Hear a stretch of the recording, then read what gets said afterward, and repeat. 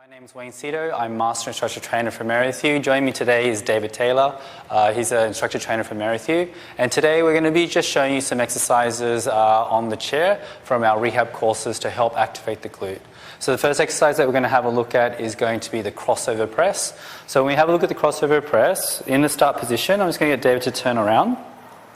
What we want to do is you want to make sure that the back heel is in line with the back of the metal frame. You want the foot as close as possible to the step where the foot has clearance. I'm just going to bring your foot just a hair over for me, David. Okay.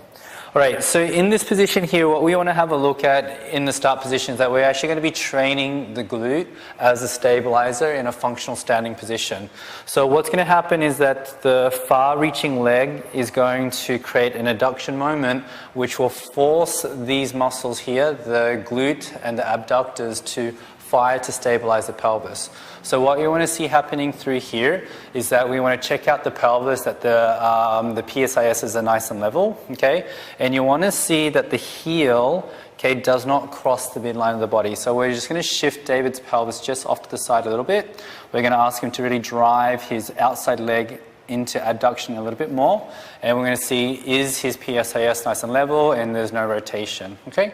And then from here what we're going to do is we're going to ask David to then bring the pedal leg up, okay? As he brings the pedal leg up, you're going to see that there's more adduction happening through the pedal leg, and that's going to want to shift his pelvis over. So what David needs to do is he needs to use the glute and the glute med, okay, the more lateral glute, to stabilize the pelvis along the coronal plane, okay? So let's just do that. So we're going to inhale, float the leg pedal up, good, and then exhale as we bring the pedal down, okay? Just to see what's happening in the front view, we're just going to ask David to come to face you guys. So same thing again, you can see the setup, the back heel, the foot close to the pedal, okay? We just want to bring the pedal up. Okay.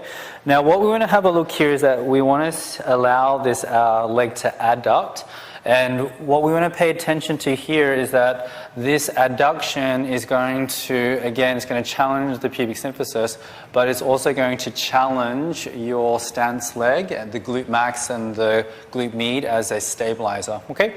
So what we want to see here is that when David lifts the knee up, you want to see that the foot stays flat on the pedal, and then the patella lines up with the second and third toe throughout. So we come up, okay, and that's going to be his maximum range, okay? Now again, you can see this hip is going to want to try to come forward, so we want David to try to reconnect and correct that using the stance leg. Good, and then he's going to press the pedal all the way down, okay? The most common fault that you're going to see here is that the knee will come up, and then you're going to see that it will splay off to the side. When it does so, you're going to see that it releases the adductor. There's no more challenge into the stance leg, and you won't get the coronal plane challenge to get that glute med as well as the glute max to connect and stabilize. Okay, so that's your crossover press, an excellent way to use your glute as a stabilizer in a stance position.